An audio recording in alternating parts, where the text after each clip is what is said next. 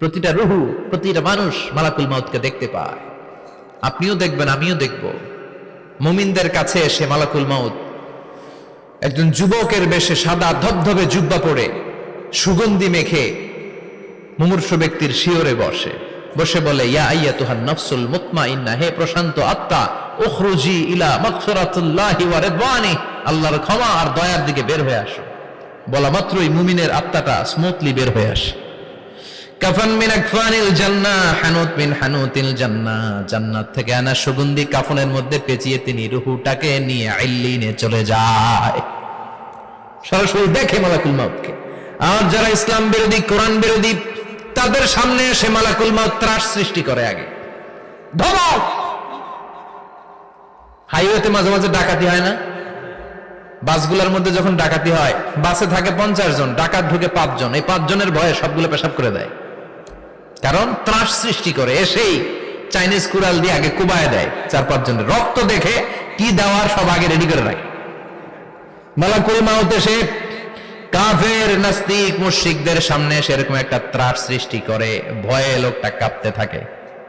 ওর কাছে ভদ্র ভাষায় কথা বলে না, সুন্দর জামা পরে আসে না, কালো কুচকুচে চেহারা, ভয়ঙ্কর একটা রূপ নিয়ে, আকৃতি নিয়ে ইসলাম বিরোধীদের মাথার সামনে আসে। দুর্গন্ধযুক্ত চেহারার দেহ নিয়ে ধমক দিয়ে বলে, ও পাপাত্তা, ইয়া আইয়াতুহান নাফসুল খাবিসা উখরুজি ইলা গাদাবিল্লাহ, হে পাপাত্তা, আল্লাহর রাগ, ক্রোধ আর গজবের দিকে বের হয়ে আয়। মুমিনের আত্মা বলার সাথে সাথে যেমনি মুমিনের দেহ থেকে বের হয়ে জান্নাতি কাফনের ভেতরে ঢুকে, কাফেরদের আত্মাও কি এরকম তাড়াতাড়ি বেরোতে চায় নাকি?